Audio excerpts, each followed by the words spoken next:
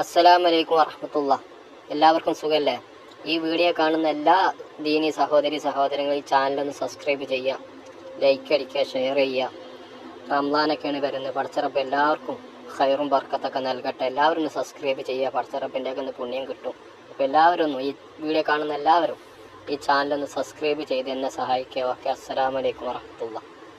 സൂര്യന്റെ ചൂടേറ്റ് വിയർത്ത് കുളിക്കുമ്പോഴാണ് ഇന്ന് നമ്മൾക്ക് ഭക്ഷണം നൽകിയ, വസ്ത്രം നൽകിയ ഉപ്പയെ കാണുന്നത്. ഉപ്പാ, എന്നെ രക്ഷപ്പെടുത്തുമോ എന്ന് ചോദിക്കുമ്പോ എനിക്ക് പറ്റൂല, എനിക്ക് എന്റെ കാര്യം നോക്കാനുണ്ട്. ഉപ്പ പറയാ, ഏതുപ്പ? ഇന്ന് ഫോൺ വേണമെന്ന് പറഞ്ഞപ്പോ ഫോൺ വാങ്ങിച്ചു തന്ന ഉപ്പ അവിടെ നിന്ന് പറയാൻ എനിക്ക് പറ്റൂല. പിന്നെയാണ് സ്വന്തം ഉമ്മയെ കാണുന്നത്. ഉമ്മ, ഞാൻ വല്ലാതെ കഷ്ടപ്പാടിലാണുമ്മ, നിങ്ങളൊന്ന് സഹായിക്കുമോ? ഉമ്മ പറഞ്ഞു, എനിക്കും പറ്റൂല മോനെ. നിങ്ങൾ ഉറങ്ങിയില്ലെങ്കിൽ ഉമ്മമാര് രാത്രി ഉറങ്ങാറില്ല. നിങ്ങൾ ഭക്ഷണം കഴിച്ചില്ലെങ്കിൽ ഉമ്മമാര് ഭക്ഷണം കഴിക്കാറില്ല. നിങ്ങളുടെ ഗർഭം ചുമന്നപ്പോഴാണ് ഉമ്മയുടെ സുന്ദരമായ മുഖത്തിന് ചുളിവ് വന്നത്, ഉമ്മയുടെ നടുവിന് വേദന വന്നത്, ഉമ്മയുടെ തല നിറച്ചുപോയത് നിങ്ങൾക്ക് വേണ്ടിയിട്ടാണ്. നിങ്ങളെ ഓർത്ത് കരഞ്ഞിട്ടാണ് പാവപ്പെട്ട ഉമ്മയുടെ കണ്ണിൽ നിന്ന് കണ്ണുനീര് തീർന്ന് ഉമ്മയുടെ കാഴ്ചശക്തി നഷ്ടപ്പെട്ടു പോയത്.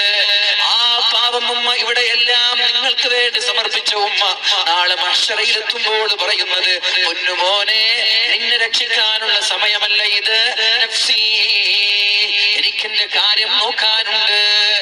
ഉപ്പ കൈവടിഞ്ഞു, ഉമ്മ കൈവടിഞ്ഞു, ജ്യേഷ്ഠാനുജന്മാര് കൈവടിഞ്ഞു, മക്കള് കൈവടിഞ്ഞു, എല്ലാവരും കൈവടിഞ്ഞപ്പോ കൈവടിയാത്ത ഒരാളുണ്ട്, അതാണ് മുഹമ്മദുർ റസൂലുള്ളാഹ്. എല്ലാരും കൈവടിയും, ഒരാളും തിരിഞ്ഞു നോക്കൂല. ഉമ്മ ഉപ്പൊക്കെ കഴിഞ്ഞിട്ടാണ് ആദ്യം ഇവിടെ എടുത്തപ്പോ, ആദ്യം നബിയെ, ആദം ഉപ്പാപ്പ ഒന്ന് രക്ഷിക്കുമോ? എനിക്ക് പറ്റൂല. നൂഹ് നബിയെ ഒന്ന് രക്ഷപ്പെടുത്തുമോ? എനിക്ക് പറ്റൂല. ഇബ്രാഹിം നബിയെ, നിങ്ങൾ അല്ലാഹുവിന്റെ ചങ്ങാതിയല്ലേ, നിങ്ങൾ അല്ലാഹുവിന്റെ സുഹൃത്തല്ലേ, മുത്തു നബിയുടെ ഉപ്പാപ്പയല്ലേ, ഒന്ന് രക്ഷപ്പെടുത്തുമോ?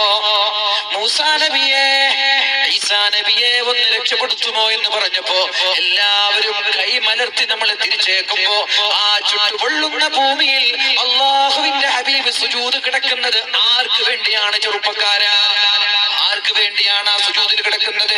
നബിതങ്ങൾക്ക് വേണ്ടിയിട്ടാണോ? നബിതങ്ങൾക്ക് അതിന്റെ ആവശ്യമില്ല. നബിതങ്ങൾ എന്ന സ്വർഗത്തിലാണ്. ആർക്ക് വേണ്ടി? നമ്മൾക്ക് വേണ്ടി. തിരിച്ചറിഞ്ഞുകൂടെ ഈ സ്നേഹം? വൺ വേ ആയിക്കൂടല്ലോ. ആ സ്നേഹം വൺ വേ ആണ്. എങ്ങോട്ടേ സ്നേഹിച്ചിട്ടുള്ളൂ, അങ്ങോട്ട് നമ്മൾ സ്നേഹിക്കുന്നില്ല. إن كان حبك صادقا لأطعته إن المحب لمن يحب يطيع